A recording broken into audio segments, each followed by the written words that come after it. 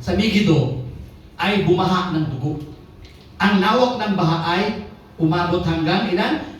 300 kilometers at ang lalim ay sintaas ng musok ng kabayo. Kaya pagbabalik ni Jesus, mapupuno ng ano yan, dugo yung area na yan. Aagos, sabi niya. Kaya yung pagbabalik ni Lord po, Christ appearing produce a trembling and demoralization daw ng mga soldiers. Mga sundalo na mayayabang, mga armas nila usi, mga tangki, wala yan kay Lord. Walang sinabi kay Jesus. Tingnan nyo, sabi ng verse 13, sa araw na iyon, lubhang lilituhin ng Panginoon ang mga taong iyon. Ang bawat isa sa kanila ay sasalakay sa kanila, kapwa sila. Magkakaroon ng confusion. At sila mismo maglalaban-laban, sabi ni Jesus Halimbawa, yung grupo ng Iran, grupo ng Russia, grupo ng Ukraine, grupo ng North Korea. Magkakaroon confusion. Sila magbabarilan. Yan ang gagawin ni Lord sa kanila. Walang kwanto yan. Walang imposible sa sinasabi ni Lord. Mayroon ako napanood sa internet Nagsisisi yata ang Russia dahil tumanggap sila ng sundalo galing saan? Sa Korea. Mayroon yata pinadala mga 10,000 daw para sasama sa gera doon sa Ukraine. Napanood ko yun Ngayon, ang problema ngayon ang Russia. Alam niyo kung bakit? Hindi raw mga expert. Natatalo daw ang Russia. Nagsisisi sila. Ngayon, talo sila. Bakit? Hindi expert yung mga pinadala Ang ginagawa na lang daw, parang nag-ano na lang sila. Pasyal. Parang nanibago sa lugar, sa area. Hindi nila konsentrado yung makipaglaban. Siguro pagdating nila doon, ay, ganda pala dito, yelo. Kasi ngayon lang sila nakalabas ng bansa nila yung North Korea. Imagine mo yan. Kaya magkakaroon ng confusion talaga. Confusion among the troops. Ito sabi ng Bible. The indignation of the Lord is upon all nations, sabi ng Bible. Hinulat na yan. Yung mga nagkapi-kapi, pumunta dyan. Talagang na. Yan yung salita na niyo, pre, ano ba yung sabi niya? Yung pastor, iisang salita niya yung friend sa Russia Oo. Mga Koreano siguro kasama niya Hindi magkaintindihan. Kaya nagkakaroon ng confusion. Ganun. Ano sabi po ni Isaiah? Yung puot ni Lord daw ay naandoon sa mga bansang ito. Kalabanin mo ba naman ang Israel Ang Diyos tao ng Diyos yan, kalabanin mo. Kaya ang indignation ng Lord nasa inyo. Kaya ang nag-bless sa Israel, may bless na God. Pag kinalaban mo Israel, kalaban mo ang Diyos. Kita niyo sabi na Isaiah. Sapagkat galit ang Panginoon sa lahat ng bansa, galit siya sa kanilang mga kawan. Ganap niyang lilipulin mga ito kanya. Papatayin niya silang lahat. Sinabi ni Lord yan, nakahula na po yan. Yung nagkakampi-kampi against Israel, papatayin ni Lord yung mga yan. Tingnan niyo, sabi ng Bible, tingnan natin ito. Itong mga exit video natin Okay, panoorin nyo yan. Makatulong sa panggawa natin. Ganyan nila lulusobin ng Israel.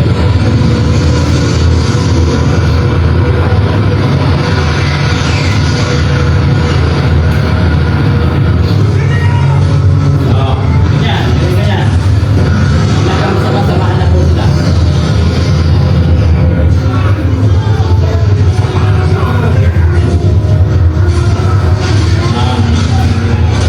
Matindi po ang gera dyan sa time na bababa na po si Jesus.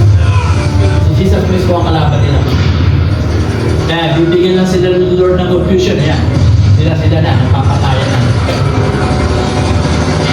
Ayan na.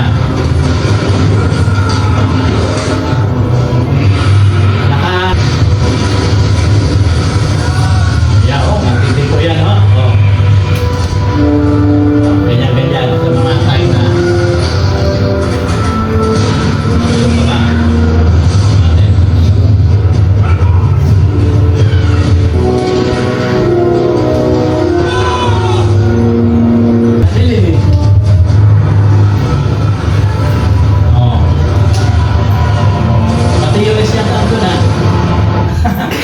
Pero may nakita ako plan ng US Baka titiwala ng US kasi po, mayabang masyado Israel ngayon Alam niyo kung bakit po? Kakampi nila Amerika Very powerful nation sa Amerika Pag sabi ni Biden, huwag natin tulungan muna. Kaya mo sila. Diba? Kahit na, alam nyo, kahit na iwanan ng Amerika, Israel, may guardian angel ng Israel eh. Alam niyo yata. Sinong guardian angel niya? Si Michael. Yung pagtalikod ng Bantay, ha? yung pagtalikod ng Amerika sa Israel at saka sa paglaban niya sa ay yung pagpapaano ni Trump ngayon Oo. ay naka-prophecy. Oo. Ang layunin niya ngayon sa buong mundo, patahimikin ngayon. Tahimik. Prophecy din yan. Oo. Pagka tumahimik na bigla mag-rapture eh, alam niyo ba yan? Oo. Tapos bigla magkakagulo na naman. Yan ang sabi ng Bible sa Thessalonians. Ganun po yan. Kaya ang lahat ng nangyayari po, part ng prophecy ito ngayon sa Amerika. Ang Amerika, very strong nations yan eh. Pag ang Amerika po, at umalis, kasi inaasahan ng mga Israelites po, hindi sila bibitiwan ng Amerika. Kaya kampante sila sa pakikipaglaban eh. Ayaw ng Diyos yan ganyan. Nanalig ka sa Amerika, ayaw ng Diyos yan. Aalisin niya yung Amerika, parang panindigan sila na may Diyos ang Israel. Kahit walang kakanting bansa. Sa mangyayari po yan sa prophecy. Pati Amerika aatras yan. O, ipapakita ng Diyos ngayon sa kanila. May isa pa. Ako ang Diyos. Mga Yung kapamilya. isa pa ngayon, meron sinasabi si Trump na pag nakaupo na siya, hindi niya natutulungan ng Ukraine. Gusto niya patahimikin yung gera doon. Correct. Kaya peace na yan. Very powerful ang words ni ano pangalan ito? Trump. Oh, siyempre, pagka nagkaroon na ng peace, hindi natin alam, baka biglang mag-rapture na. Yun. Ano tayo kay Lord? Bahala sila ngayon kung ano mangyari sa lupa dito sa mga nations. Ganyan na po ang mangyayari sa time na ito kasi nasa last days na nga po tayo eh. Kaya kailangan alam natin ang propesya. Nang sa ganon, hindi tayo malilito. Okay po? Kasi iba hindi nila alam to eh. Kaya, ay, bahala na dyan. Ano pa? No, huwag ka magbahala. Kailangan alam mo yung scripture. Okay, tuloy natin ha. Tuloy natin ang ating versikulo. Sabi ng verse 17. Yan, ako, puro versikulo kasi ako eh. Nakita ko naman ang isang anghel, sabi ng ni John, sa Revelation 19:17, na nakatayo sa araw. May napansin siya, araw. Tinawag niya ang mga ibon sa ipapawid. Halika kayo, sabi niya, at magkatipon sa malaking handaan ng Diyos. Ano ba yung handaan ng Diyos? Yung mga bangkay nila, ipapakain sa mga hayop. O, tingnan niyo. Sabi dito, come and gather yourselves together unto the supper of the great God. Sabi ng verse 17, di ba? O, anong ibig sabihin niyan po?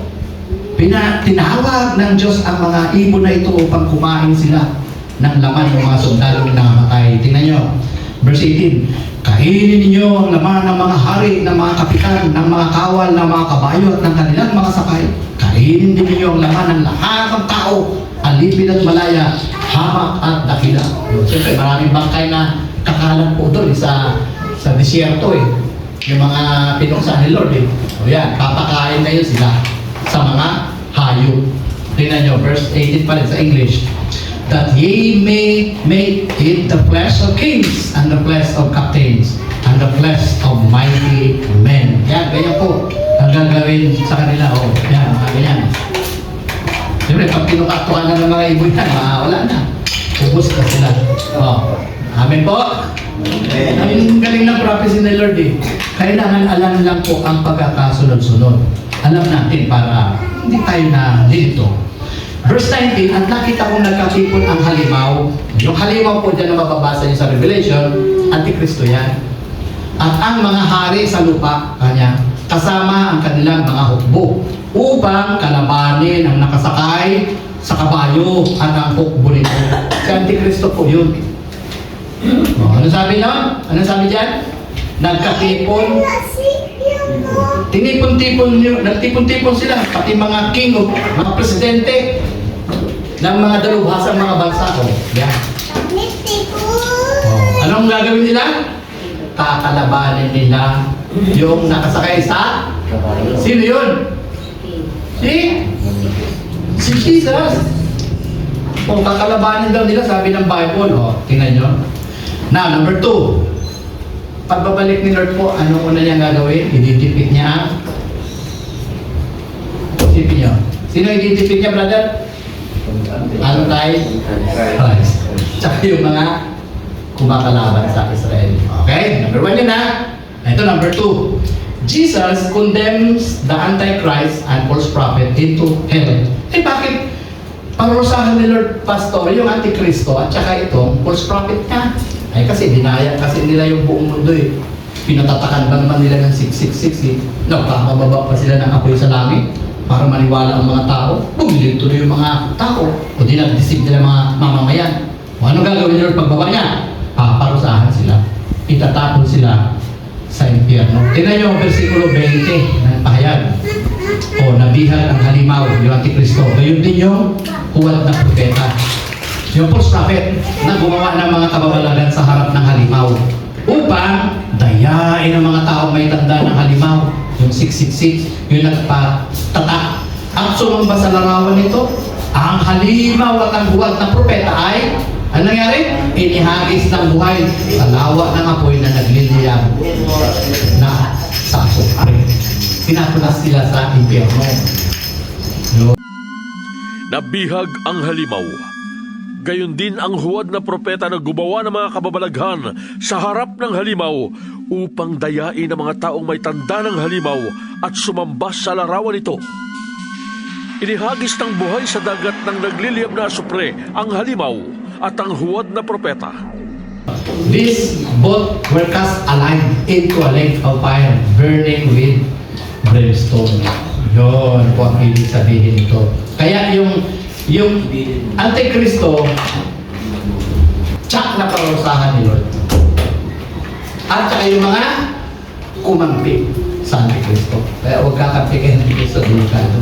Na susundan niyo po ating pag-aaral. Amen po? Amen. Buti naman po, salamat. At walang natutulog. Lahat ay talagang ninanam natin word ni Lord. Yun po ikalawa gagawin ni Lord, pagbalik niya. Anong ikatlo? Yun. Tatalian niya ngayon si Satanas. At itatapon sa bottomless pit. Ano gagawin sa bottomless pit? Sasarhan.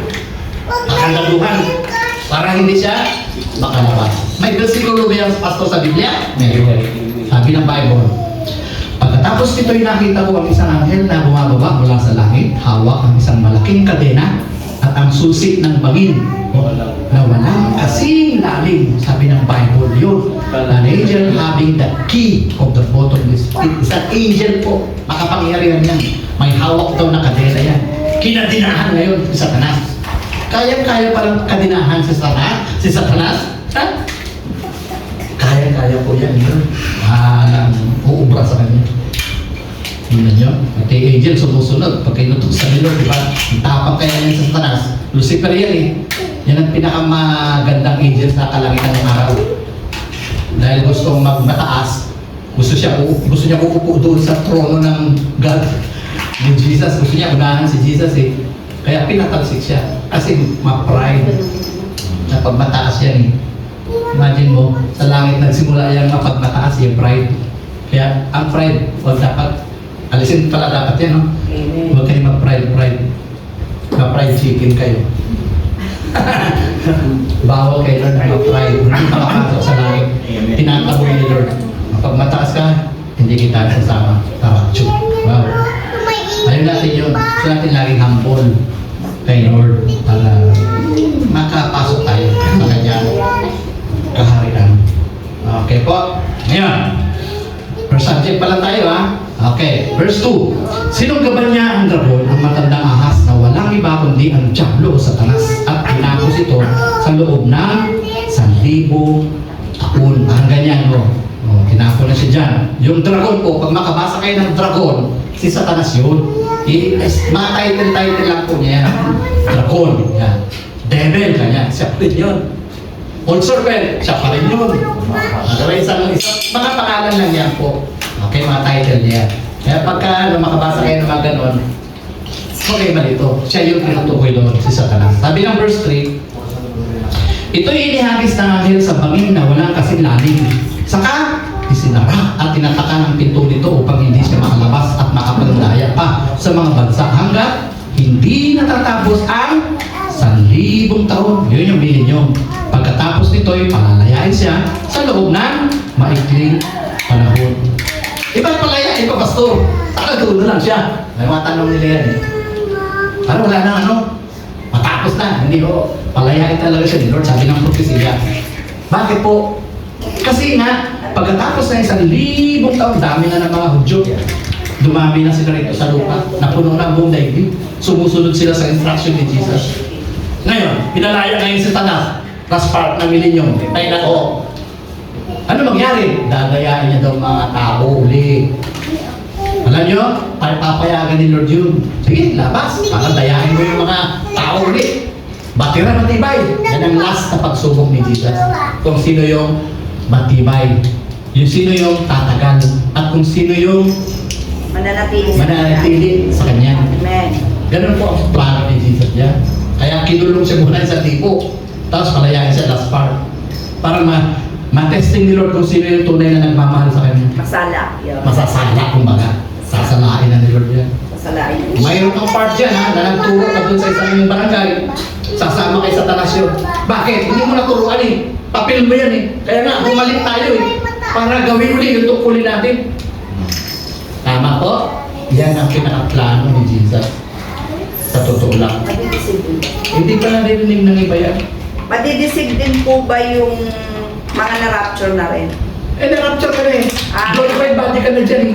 That time na nag-rule na si Jesus. Perfect body na. Perfect body ka eh. Ano sa iyo yung mga mamamayan? Yung mga madidisig pala yung mga naiwan. Naiwan. Dumadami sila eh. Kaya nga, nagtira si Lord ng konti eh, para dadami.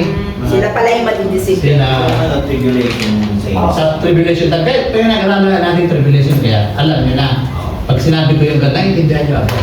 Amen. Kasi during the tribulation, doon talaga maraming organ eh. Ito millennium naman. Iba yung tribulation sa millennium ha, pagbaba ni Jesus na nag-rule na siya. O ito, pagbaba ni Jesus, ito pala ang inaasikaso niya. Yan si Satanas muna, i-ano niya muna bago mag-millennium. Gugulong Kita niya. na. Step by step yan eh. Yung sunod-sunod yan. Para maiintindihan. O, si Satan, ikakast sa bottomless pit. Ang bottomless pit po, parang dyan, ganyan, no? Ganyan, no? Kailaliman ng Parang ganyan, tatakpan yan. Kailalim po Ang ng bottomless eh, di ba ganito yan? Bottomless, ibig sabihin walang katapusan. walang hanggan na Less nga yan. Kaya sa loob ng 1,000 taon, malalim na yung mararating niya. Hindi na talaga siya makakatakas.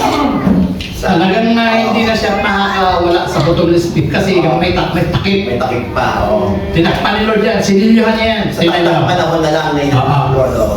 Ganyan to, ang mangyayari, parang konting halimbawa. Panoorin natin to.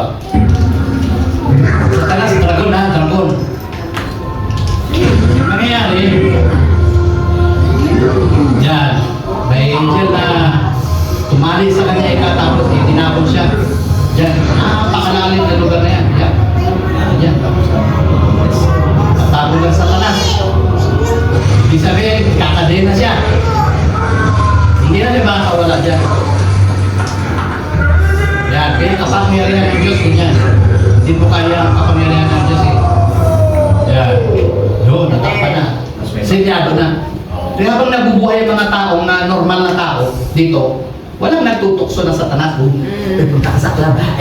Maraming saya doon sa club.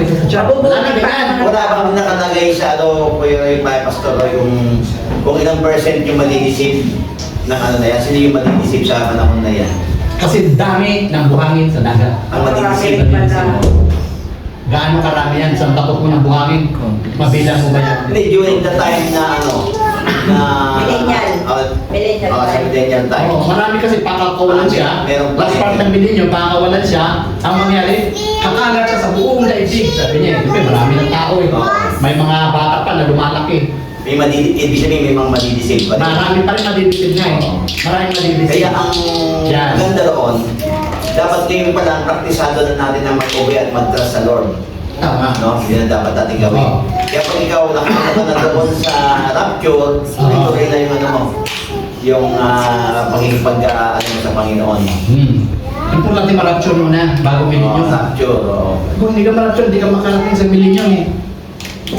Kailangan rapture. Pag na-rapture ka, bababa ka kasama ni Jesus, magrurul tayo with rod of iron. Kung anong binigay sa akin ng Ama Kanya, ibibigay ko yan sa inyo. Ibig sabihin, authority ka rin na mag-judge sa isang bayan. Pamamahalaan ko kayo sa mga nations, cities, barangay, municipality. Mati mong promise ni Jesus sa atin, kung may kakayanan ka, ngayon pala, wala ka ng kakayanan, paano kanya pamahalaan? No, practical ka si Jesus. May rami ng nasig, pumunta sa langit, wala nang rewarding. Mga lazy Christian, sabi niya ano pamahalaan ni Lord ang lazy? Kita niyo. Baka pagkababa dito, mag-observe ka lang, kaya wala kang rewarding. Kaya depende sa sipag mo ngayon, ang reward na ibibigay ng Diyos sa iyo. Pagbaba dito. Marunong kang mag-seminar. Bigyan niyo sa akin ulit. Pagkakataon, kaya ko may kakayanan ako Lord. Mag-seminar ako sa mga naiwan pa para maituro ko ang eternal state. Mag-tis-tis kayo ng milenyo para makarating kayo sa eternal state. Marami pa rin hindi makapasok sa eternal state during the millennium Marami pa. Madidisip pa sila ng Satanas. Kung walang magturo sa kanila, lalo sila madisip. Kung napaalalahanan sila, sabi ni Jesus, meron pang magandang lugar na pupuntahan tayo after dito. Doon sa eternal state. Sinasabi ko yan sa pagbaba. Glorified body ako. Kakwento ko pa rin sa mga tao yan. Kaya nga sabi ni Lord, pag binigyan ka ng talento 10, 5, 1, huwag mo itako, gamitin mo. Exercise mo ngayon. Para pagbalik natin, magamit mo ulit. Kasi ang hindi tayo citizen ng mundo ito. Yun yung pinaghahandaan natin doon sa piling ng Diyos, di ba? Pero ang tao sa ngayon, hindi nila iniisip yun na ang akala nila ay pag namatay sila, wala na. Hindi yun, no? Temporary lang tayo rito. Kaya nga tinuturo natin kung ano ang sequence ng propesya niya. Para pagdating natin doon sa Kanya, Pagka na-rapture ka, mariwarding pa doon, awarding ng iyong mga pinagtatrabaho, bibigyan ka Lord ng crown dito, crown doon. Ay ito, dami mong crown, yung mga tamad nanonood na. Sayang, nagsipag sana ako nung nabubuhay ako. Wala akong matanong na regalo kay Lord. Yung mga masisipag, may mga crown sila. Glorified body pa, tapos bibigyan ni Lord ng mga reward niya. Pagbaba dito, yun ang ibibigyan nyo dahil sa faithfulness niya. Ayan, magbabalik ka pa rin sa paglilingkod sa Diyos. Gawin mo yung mga ginagawa mo dati. Amen. Kaya po ang plano ng Panginoon. Okay po? Amen. Nagigit niyo? Wow. Thank you, Lord. Tandaan niyo po, pagbalik natin dito, millennium, ni Jesus, talikala si Satanas. Wala nang nalulukso ngayon, tingnan natin pa. Ang ika-4 na gagawin ni Lord pagbabalik niya. Sa pagbabalik niya, ika-4 pa lang gagawin niya, yung mga Hudyo, iikunin niya sila, tapos i-regenerate niya sila, i-restore niya sila, patatawarin na sila. Yun. Tapos na yung 70 weeks. Kasi may 1 week pa natitira, 69. Tapos na 1 week, dinaanan nila ngayon Bababa na si Lord, patatawarin na sila. Dahil naniwala na sila kay Jesus. Kasi siya na nga ang Messiah na pinadala ng Ama sa Israel. Na ipinako nila sa krus. Tanggap na nila ngayon. Hallelujah. Naniwala na sila. Naniwala na sila. Diba? Now, pararamihin na sila ni Lord. Yung mga faithful Israel na yan, yung mga yan. Kaya parang ganito na, Yan, parang ganyan na. Mga pa na yan, mga Hudyo na yan. Masaya na sila, magpapalit si Lord. Ganyan,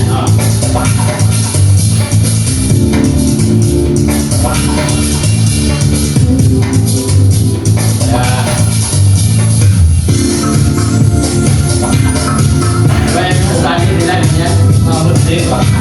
Magpalit din nila sa mga yan, magiging kapila nila. Okay, dito natin, next slide.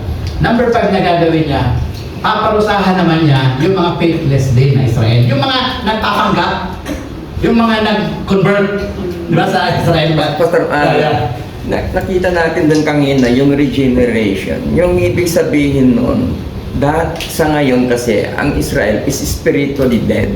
Hindi nila kinikilala, hiwalay sila sa Diyos, sa Panginoong Jesus. Now, nung ma-regenerate sila, nabuhay na sila spiritually, nagkaroon sila ng spiritual awakening. Yun po, ibig sabihin Spiritual awakening. regeneration, spiritual Na-regenerate awakening. sila. Bukod dyan, dadami sila. Yun, ang promise ni Lord. Re-regenerate sila, pakaramihin sila, magiging malalim sila sa Panginoon. Sa milenyo, malalaman nyo yan. Sa milenyo, kung ano nangyayari sa kanila. Yung mga yan. Okay? Ano sabi ng versikulo? Ganito. Hindi nangangahulugan na walan na ng kabuluhan ang salita ng Diyos sapagkat hindi lahat ng mga Israelita ay kabilang.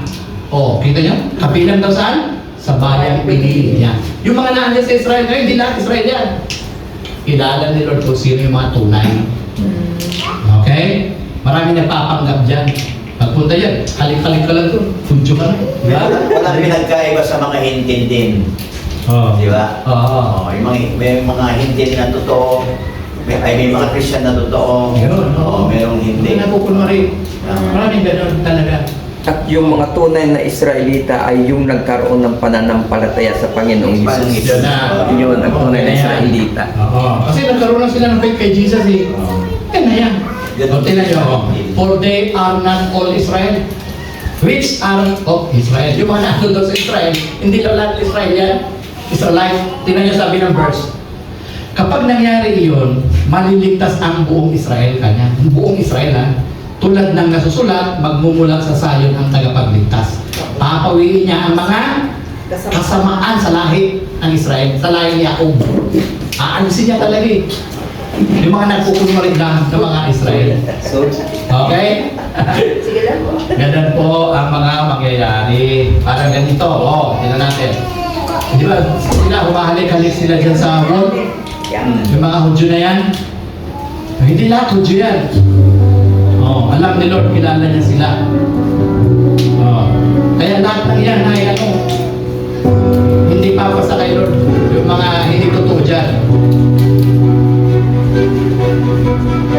Aalisin daw ni Lord sa lahi ni Jacob yung mga nagpapagkapagkas na mga Hudyo.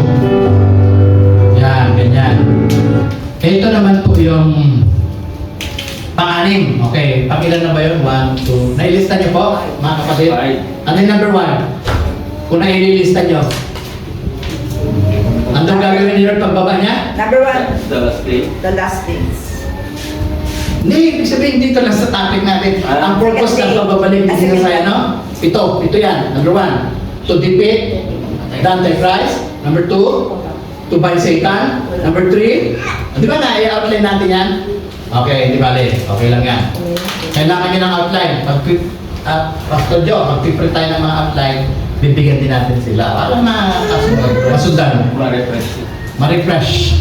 Okay. Talagang hindi kayo makasulat eh pagka may mga slides kasi mas maganda yung nanonood lang muna. Tapos bibigyan na lang kayo ng mga kopya. Mabilis kasi. Okay, mabilis kasi ang ating mga slides eh. Mas maganda naman, no? Makatulong siya. Okay, ngayon po. Ika-anim po ang gagawin ni Jesus pagbaba niya. Ano? Ano yan? Nakasulat dyan? To separate the sheep from the goat. Iyon na pag-ihiwa-hiwalay na ni Lord yung sheep at saka goats. Yung mga nagkukunwaring kutyo, kasama na rin dyan. Yung mga may sungay, walang sungay. Yan. Saan kaya ilalagay ni Lord yung mga sa kanya? O, tignan natin dito ha. Sabi rito, He shall send His angels to gather together His elect. Sabi dito, sa hudyat ng malakas na tunog ng trompeta, susuguin niya ang kanyang mga anghel. Sila po ang magagather niya, trabaho ng anghel yan, taga-ipon. Kaya may tinatawag na ministering angels. Yan ang trabaho nila kay Lord.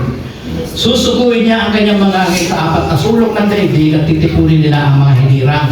Mula saan? Sa lahat daw ng dako, sa buong daigdig. Tingnan natin. Dito. Sa hudyat ng malakas na tunog ng trumpeta, susuguin niya ang kanyang mga anghel sa apat na sulok ng daigdig at titipunin nila ang mga hinirang mula sa lahat ng dako. Titipunin naman sa harapan niya ang lahat ng tao at sila'y kanyang pagbubukod-bukurin tulad ng ginagawa ng pastol sa mga tupa at mga kambing. Ilalagay niya sa kanyang kanan ang mga matuwid at sa kaliwa ang di matwid. Pagkatapos, sasabihin ng hari sa mga nasa kanan niya, "Hali kayo, mga pinagpala ng aking Ama. Pumasok na kayo sa kahariang inihanda para sa inyo mula pa nang likhain ang sanlibutan." Sasabihin naman niya sa mga nasa kaliwa, "Lumayas kayo sa harapan ko, mga isinumpa. Doon kayo sa apoy na di mamamatay, na inihanda para sa dyablo at sa kanyang mga kampon. Titipunin naman sa harapan niya ang lahat ng tao at sila ay kanyang pagbubukod-bukurin." Itong verse na to pala, tumutugma dyan. Kaya kailangan ang bawat versikulo itinutugma ninyo kung saan. Kasi kung minsan, iba-iba yung versikulo, itugma doon, nalalayo. Katulad na sinabi niya, "Panginoon, di ba't nagpalayas kami ng mga demonyo? At kami po ay nagpagaling at nagawa ng mga himala." Dapat itutugma niyo kung saan yung versikulo yan. Saan yan? Sa final judgment yan. Hindi dito sa Bema Judgment yan. No. Huwag yung gagamitin nyo sa Bema Judgment. Dahil sa Bema Judgment, puro Christian. Hindi sasabihin, "Lord, ay gumawa ng masakit na." Walang ganun doon. Okay po, kaya kailangan maingat sa pagdidivide ng word, sabi ni Lord, para hindi malilito ang mga tao. Okay? Ang sabi ng Bible dito, sabi niya, titipunin naman sa harapan niya lahat ng tao, sila ay kanya pagbubukod-bukurin tulad ng ginagawa ng pastol at mga tupa at mga kambing. Kanan at sa kaliwa. Ang kanan, yung may mga mabubuting kalooban. Ang kaliwa ay yung mga may sungay masasama na hindi sumasang-ayon sa mga aral ng Panginoon. Sila yan. Yung mga, di ba, maraming grupo ngayon ayaw kay Jesus. Sino mga relihiyon na ayaw kay Jesus? Mga antikristo yan. Sino-sino, alam nyo? Iglesia ni Hindi, Cristo. mga yan. Hindi na sumala. Hindi kayo. Kayo malay kayo. Yan. Gano'n ang gagawin ni Lord talaga. Ayaw at gusto natin. Yan ang sinasabi niya eh. Anong gagawin niya sa mga nasa kanan? At sa kaliwa, tingnan nyo. Kaya sasabihin ng hari ni Jesus sa mga nasa kanan niya, "Hali kayo, mga pinagpala ng aking Ama, pumasok kayo at tanggapin ang kahariang inihanda para sa inyo. Mula pa ng likhain sa liputan." Kasama sa eternal state yan. Pangako ni Jesus yan mga yan. O tingnan niyo, sabi ng English, "Then shall the king say unto them on his right hand, Come ye, blessed of my Father, inherit the kingdom prepared for you from the foundations of the world." Wala pa pala nung foundation ng mundo, napili ka na. Imagine mo yung bait ni Jesus. Napili ka na. Kala mo yata hindi. Ibig sabihin, Basta i-maintain mo lang. ibig sabihin po, hindi pa tayo pinapanganak, napilin tayo. Napili ka na. Nakasulat na yun. Nakasulat ka na eh. Yun po ba yung mga elect na tao? Iyan na ang elected. Siya ang pumipili ng ililigtas niya. Elect and predestined. Okay? Ang liwanag, hindi ba? Kaya ngayon, alam mo, pili ka na eh. Maintain mo lang ang alam mo kay Jesus. Amen. Ikaw rin ang sisira pagka hindi mo ma-maintain. Kasi pinili ka na eh. Ba't lalayo ka pa? Amen? Amen. Huwag ka na lalayo. Manatili ka kay Lord. Kaya ang pag-salvation, huwag mo nang pakawalan ng salvation. Free yan eh. Yakapin mo na siya ng gusto. Mahalin mo siya. Mahalin mo rin yung mahal niya. Sino bang mahal ni Jesus? Tayo. Tayo yung mga tao, kapitbahay, mga kaibigan, kung magkaway-away. Mahal din ni Jesus sila eh. Hindi ba? Kahit po ba yung mga hindi tumanggap kay Jesus, mahal din niya. Mahal din niya yan, kaya binibigyan pa For niya God ng so chance. loved the world. Chance! Always nagbibigay ang Ama ng chance. Kaya sabi niya, sabi ng mga mockers, "Oh, masyado kayo pa." Sabi niyo, darating ng tagapagligtas. Bakit ano ngayon? Hindi pa ang tagal na. Mga mockers yan. Ano sabi ng sunod na verse doon? Kaya hindi pa bumabalik ang Panginoon sa pagsiba. Pagpahinunood at nagbibigay pa ng pagkataon na magsisi ang mga tao. Ano mo ba yan? Binibigyan pa pala niyang masamang dawan ng chance. Sa nilabro ni Jesus yan eh. Nagbuhos din ang dugo para sa kanya. Kailangan, mayroon na mag-share. Kailangan, share mo lang ng pagmamahal.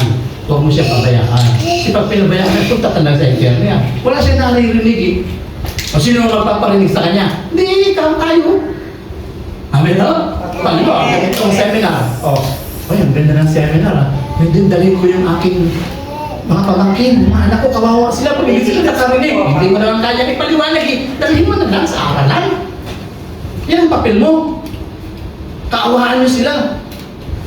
Bakit? Hindi sila makarating dyan. Ikaw lang. Di ba? Parang gano'n. Tinan niyo sabi ng Matthew. Sasabihin naman yan sa mga nasa kaliwa, "Lumayo kayo sa harapan ko," sabi ni Lord. Kaliwa ha? mga isinumpa kayo, kayo'y pa sa apoy na di mamamatay na inihanda para sa Diyan, sabi ni Jesus, at sa kanyang mga kampon. Mga may suka yan, during the judgment the Lord sa pagbaba niya yan. Oh, hiwalay yan, hiwalay yan. Sabi niya, no? Then shall be, ano sabi niya? Say, he say. Ha? Let me say This also shall unto be them say on the also left unto hand, them on the left hand. Oh, Depart from me, yes. ye cursed, into everlasting fire. Prepare for the devil and his angels. Yung hell pala para kay demonyo lang yan. Hindi para sa atin, hindi sa tao. Prepare pala yung hell para kay Satanas. Eh, kaso sa Satanas, matuso yung Satanas, gusto niya, huwag kang maniwala kay Jesus, eh, sama ka niya dyan. Huwag kang maniwala sa Diyos. Paniwalaan yung mga seminar na yan, mga kulto yan. Kanila, ay, sa Satanas, ganun. Opo. Daya ka na. Narinig ko na sa aming tayo. Oo, kita mo. Okay, sumama dyan mga kulto yun. Mga kulto. Nasa upalasain ka ng mga kulto yan. Yan, punta sila sa hell. Everlasting fire sila sabi ng Lord yan. Punta sila dyan. Parang ganito. Panoorin natin ito. Tingnan natin na konting video. Nakakatulong, ha? Nakakatulong maintindihan. Lumayas kayo sa harapan ko, mga isinumpa. Doon kayo sa apoy na di mamamatay, na inihanda para sa Diablo at sa kanyang mga kampong. Yan! Sa dilim. Apoy sila, kawawa mga tao. Kawaan natin sila, mga kapatid ha, yung mga mahal natin sa buhay. Dali natin kay Spread the Jesus. gospel. Kawaan sila. Left hand, right hand, kingdom of God. Left hand, everlasting fire. Everlasting fire. Oh Lord, ayaw natin dyan. Kita nyo. Everlasting fire. Yan. Number 7 na tayo, last. Di ba, 7 yun, yung nilista natin. Nagagawin ni Jesus pagbaba niya, yun ang purpose niya. Ang purpose pa niya, bubuhayin niya daw ulit yung mga Old Testament na mga tao, kasama si Daniel doon, at saka yung mga tribulational saints, yung mga dumaan sa mga pagsubok sa 7 years tribulation. Bubuhayin sila ni Lord, promise niya yan. Kaya yung mga tao kahit na pinukutan ng ulo, mabubuo yung ulo nila. Tatayo sila sa libingan nila. Amen. Amen. Oo, Everlasting. bubuhayin ni Lord yung mga yan. Tingnan niyo sabi ng verse 6, mapalad daw at lubos na pinagpala ang mga nakasama sa unang pagbuhay sa mga patay. Bubuhay pa talaga yung patay. Nananalig sa kanya pagbaba niya. Walang kapangyarihan sa kanila ang pangalawang kamatayan. Sila'y magiging mga pari ng Diyos.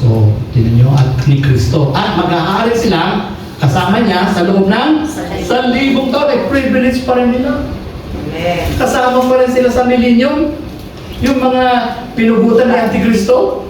Imagine mo yan. Bago rin ang katawan nila eh. Kasi pag binuhay, bago eh. Incorruptible rin sila eh. Hindi sila mamamatay eh. Pag binuhay eh. Parang ganito baga. Titignan natin. Parang ganyan no. Ito ang unang pagbuhay sa mga patay. Ang iba pang mga patay ay bubuhayin din pagkaraan ng 1,000 taon. Uy, yun. Mapalad at lubos na pinagpala ang mga nakasama sa unang pagbuhay sa mga patay. Yan. Walang kapangyarihan sa kanila ang pangalawang kamatayan. Ang galing, di ba? Ang bait ni Jesus sa atin. Ang mabubuhay yun dyan, pagbaba ni Jesus, yung mga anak natin na hindi naniwala na mararapture. Pero hindi sila nagpatatak. Nabubuhay din sila. Yun yung pa yung second, ay pangalawang kamatayan po ba yun?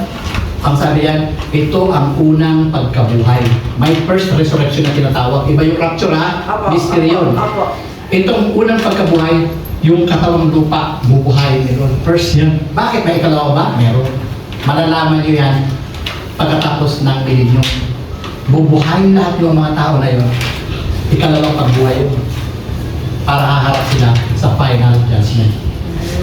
Okay? Get niya? Pag po na-rapture, ano na yung katawan ng mga na-rapture, yung Glorified body. glorified na po, hindi na po mababago yun. Hindi na, po hindi yun. na. Okay. Pasado sila eh.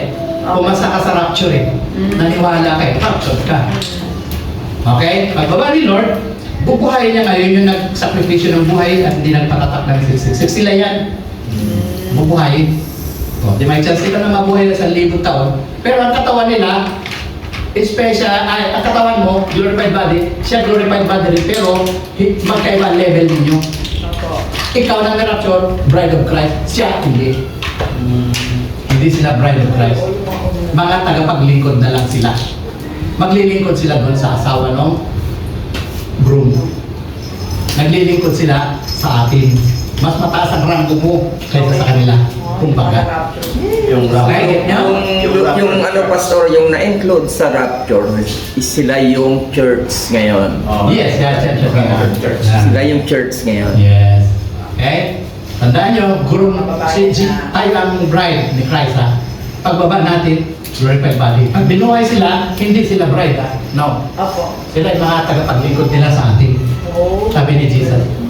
Maglilingkod sila sa Panginoon. Pare kanya, magiging sila yung pare. Amen. Ang pare, servant, server, taga-pag-serve sila. Taga-pagbigay sa iyo ng sandwich. Nagpag-ladies po ba? Ganun lang ba? Ang simpleng paliwanag. Nagatimpla ng kape. Taga-pinto ng kape, umutosan ng marami. Hindi na pala ako mag-ladies. Pero wala reference yun ha, at ano na yan. Puro-puro na natin yan. Para medyo mas maintindihan natin yung mga simpleng paliwanag.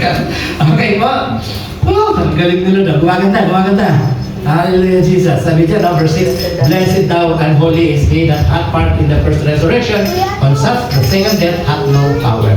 Blessed and holy is he that part in the first resurrection. O, kita nyo? On such, the second death hath no power, but they shall be priests of God. Priests na sila ng God and of Christ, and shall reign with him 1,000 years. Parang ganito. But they shall be priests of God and of Christ, and shall reign with him 1,000 years. Ayan. Amen. Priest na sila. Hindi sila asawa ni Jesus. Tayo yung asawa, yung bride. Ibig sabihin na asawa, hindi man actually mag-asawa, no? Kasi mag-asawa, magkakasama lagi, kahit sa punta eh. Isa pa na, sumusunod yung asawa sa husband eh. Siyempre, husband ang head eh. Susunod, hindi yung head ang babae, lalaki head lagi. Eh pagka sumusunod ang head sa babae, under kayo. Susunod-sunod yung bride. Kahit saan punta si Jesus, nandun tayo. Punta si Jesus doon sa heaven, kasama tayo. Punta si Jesus sa Jerusalem, na New Jerusalem, nandun tayo. Punta si Jesus doon sa New Earth, nandun tayo. Kahit saan siya punta, kasama tayo, sabi niya. Ikinasal na kasi tayo. Kasi nasal na kasi tayo sa amin. Kung baga may banda tayo kay Lord, May banda. wala nang hiwalayan. Wala nang hiwalayan. Kaya mag-asawa, walang hiwalayan yan. Thank you, Lord. Till death do us part yan. Pag kayo'y mag-asawa. Kaya ang gusto ni Jesus, pag nag-asawa ka, isa lang. Kumari. Eh kasi talagang ganun eh. Na nagkakandala-dalawa asawa ko minsan, di ba? Hindi mapigil yun eh. Nasa panahon yun eh. Pero yun ang gusto talaga ni Jesus. Kaya si Jesus, pag nag-asawa si Jesus, once lang. Once and for all yan. Wala nang iba yan. Siya lang. Kasi pagka nagdalawa na yung asawa, tatlo asawa, parang pino-compare niya ngayon yung asawa niya doon sa nauna. Nagkakaroon ko rin ng kaiba man. Okay, hindi ko experience yun kasi isa lang asawa ko. Alam ko yan eh, ng mama ko. Basta lang, si Jesus lang alam mo, pangalawang asawa mo. Second, kumbaga parang pangalawa. First si Jesus. Number 2 mo, asawa mo. Amen po. Galing, di ba? Promise niya kay Daniel kasi ito eh. Sabi niya, promise niya kay Daniel, kaya siya bubuhayin ito. Dami kaya pinopisay ni Daniel. At ikaw, Daniel, ipagpatuloy mo ang iyong gawain. Sabi sa kanya, ng angel, mamamatay ka, pero bubuhayin ka muli sa mga huling araw upang tanggapin ang iyong gantimpala na inihanda para sa iyo. Wow! Pag binuhay ni Lord si Daniel, mayroon siyang trabaho pa. Special ang gantimpala na bibigay ni Lord sa kanya. Bakit? Ang dami niyang prinopisay, natupad lahat eh. Prinopisay niya si King Nebuchadnezzar, natupad. Prinopisay niya yung isang apo ni Nebuchadnezzar, natupad. Prinopisay niya yung mga prophecy sa mangyayari sa future, natupad. Kita nyo. Ginamit siya ng Diyos. Kaya special din si Daniel sa Panginoon. Kaya bubuhayin niya pagbaba niya. Sabi dito, but go your way till the end. Sabi diyan, you will rest. And then, at the end of the days, you will rise to receive your allotted inheritance. Sabi ng Panginoon sa Kanya. Parang, Die as followers of God will instantly come back to life any given new Na bibigyan ng bagong body. At bubuhayin din dyan. Sa pagbaba ni Jesus, bubuhayin sila. Kung kulubot ka, magiging maayos. Mawala kulubot mo. Kung matanda ka, babata ka. Si nanay, ako babata yan, si nanay. Gaganda lang. Amen. Gaganda kayo. Amen. Aganda kutis nyo. Opo, ang binuhay ni Lord. Amen. Hallelujah, galing. Amen. Si Jesus may mga promises niyan eh. Kaya yung mamatay, yayakapin ni Lord yan. Be faithful. Mabuhay, bubuhayin ka niya ulit, sasama ka niya. At ang habang panahon, sabi diyan, bubuhayin ang marami sa mga namatay. Namatay na, sabi ng Bible, verse 12, chapter 12, verse 2. Ang iba sa kanila ay tatanggap ng buhay na walang hanggan. Kita nyo? Pero ang iba ay isusumpa at ilalagay sa kahihiyang walang hanggan. Ganito sa English. And many of them that sleep in the dust of the earth shall awake. Some to everlasting life. Wow, ang sarap. Pag sinabi kong everlasting, magpakawalang hanggang ka mabubuhay. Hindi ka na mamamatay. Kahit kailan. Ay yung mga masama, sabi niya. Some daw, yung iba, some to shame and everlasting contempt. Sa impyerno naman daw yung iba Amen. na ayaw sumunod sa Diyos. Yan, ang parusa ng Panginoon sa kanila. Kaya sabi ni Jesus, sa magtatagumpay at tutupad ng kalooban ko hanggang wakas, ibibigay ko sa Kanya ang pamamahala sa mga bansa. Promise ni Diyos, ni Jesus, na millennium, maghahari ka. Millennium. Tingnan nyo, tingnan nyo to. He that overcometh, sabi niya, shall rule over the nations. Mga bansa yan, pamamahalaan mo yan. Ang ganda kaya ng mga bansa ngayon. Pero gigibain ni Lord yan during the tribulation. Pero i-restore niya ulit. Sino magtatrabaho? Ay, yung mga taong normal. Nadami sila eh. Magkakaroon ng magandang opportunity, magandang job. Walang corruption. May mga kanya-kanyang trabaho. Magkakaroon ng economic prosperity. Sasagana ang buhay. Sasagana ang mga kalupaan. Bubunga ang mga masarap na mga pagkain. Walang magugutom na pamilya. Walang magnanakawan. Dahil sa lahat. May trabaho pa po ba dyan? May trabaho! Makikita niyo sa millennium, papakita ko sa inyo. Okay? Ang buhay normal sa kanila, kakaiba lang tayo na nagbabantay sa kanila. Yan yung totoo. Okay? Okay po? So, paki-clarify nga yan. He that overcometh. Sino yung mga overcomer na yan? Yan. Sinabi sa Revelation yan, ha? Sino yung mga overcomer na Yung yan? mga overcome, yan yung makalalagpas sa lahat ng mga pagsubok nyo sa buhay. Yun lang. Mga Kristiyano, mga nagtiis, mga tao nagmamahal kay Jesus, kailangan maka-overcome kayo sa mga hindrances sa buhay. Mga hirap. Pagsubok. Yan. Lahat daw nang naka-overcome yan, magkakaroon kayo ng karapatang mamahala sa mga bansa. Amen. Amen. Nakaranas ka, naka-overcome ka, nalagpasan mo, na-rapture ka. Makabalik ka. Sama ni Jesus. Glorified body ka. Hindi, kasali ka na sa pamamahala sa mga bansa. Na-overcome mo ngayon pa lang, na-overcome mo na Yan ang sinasabi ni Lord po. Okay? Tingnan natin, itong verse. Ito yung verse yan Revelation yan. Okay? Sabi niya, Revelation. To him will I give power over the nations. Sabi niya, pamamahalain ko kayo sa mga bansa. Ito yung mga taong sa Revelation chapter 2, verse 26, noong araw, na-overcome din nila Ito yung mga nangamatay na rin sila.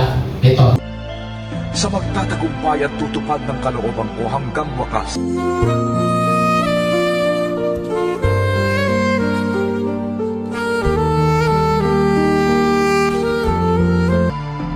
Ibibigay ko ang pamamahala sa mga bansa.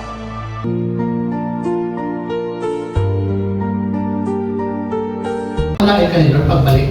Bakit hindi? Sila nga nangamatay na yung mga Apostle Pablo, yung mga pinagpupugutan din ng ulo. Mga churches niya, 7 churches sa Revelation niya. Yung maka-overcome, sabi ni Lord sa kanila. Nakakapamamahalain ko rin kayo pagbalik ko. Bubuhayin din sila ni Lord di mas lalo na tayo ngayon, alam na natin yung word ni Lord, hindi marapsure tayo. Amen. Nagtitiis tayo ngayon Kaya magtiis-tiis lang kayo mga kapatid.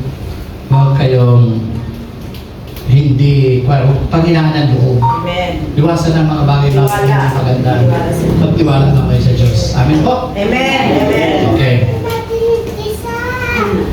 Tingnan natin ang next verse. Sabi ng Revelation 2:27. Mamamahala siya sa pamamagitan ng tungkod na bakal. At dudurugin niya ang mga bansa na parang mga palayo. Ibig sabihin yan, ano ibig sabihin yan? Ibig sabihin, may authority ka. Niluloko-loko mga nations na yan, hindi ubra sa iyo yan. Lagot yan. Yung Russia, lagot kay Jesus yan. Pagka nag-rule na siya ng 1,000 taon. Takot sila kay Jesus sa Jerusalem ang headquarters niya Tapos pag nagbaba si Jesus ng instruction, bibigay niya kay David. Si David bababa niya sa church. Sa church, pababa sa mga nations nila. Tapos mga bansa na mamahala ka dyan, hindi pwede sa iyo yung Korea ng North Korea na yan. Susunod sa iyo, bakit doon repagbalit ka eh? Sila hindi, Panginoon, O'Brien ka eh. Galing kay Jesus eh. Takot sila sa iyo. Deep inside ng heart nila, nag-iisip sila. Pero susunod sila. Pero may conscience pa rin sila kung susunod sila o hindi. Normal na tayo sila eh. Okay po, nagigit nyo? Kaya nga, pag pinalagay sa atras, sumama sila eh. Sumama pa rin sila eh. Hindi pa rin sila naging tapat kay Jesus sa kabila ng ang ganda ng pamamahala ni Jesus eh. Palalaman nyo yun sa millennium. Mamaya, isang subject pa. After this, sa millennium. Okay po? Yan ang mga promise ni Jesus sa atin. Ang paghatol mo sa kanila, parang dinurog mo silang palayo. Diba? Sabi niya, hindi obra, katigasan ng ulo kay Jesus. Lagot sila. Kaya nga pinagpupuksan ng Lord yung mga bansa, yung bumaba siya eh. Kaya lang maraming natira. Ano ginawa niya? Diba? Pinarusahan sila doon, nung pagbaba niya. Yan ang gagawin niya. Okay, matatakot na kayo ng mga nations. Sunod na tayo kay Jesus, lagot tayo dyan. Sunod na lang. Ano ba instruction ng Jerusalem na yun? Magiging sikat na ang Jerusalem na yun. That time. Dadagsain na siya ng mga milyon-milyon tao dyan sa Israel. Open na yan. Lahat sa lahat. Wala nang kwan dyan. Rules ay wala nang hindi pwede pumasok. Lahat pwede na pumasok. Okay? Ganun ang ibig sabihin ng sa pagpapalik ni Jesus. Yan. Okay po. Parang ganito. Tignan natin na ito. Video na to. Pamahalang siya sa pamamagitan ng kamay ng bakal Yan. at tutulugin niya ang mga bansa na parang mga palayo. Yun. Ibinibigay ko ito kung paano ibigay ito sa akin ang Ama. Ibibigay ko rin sa kanya ang tala sa umaga.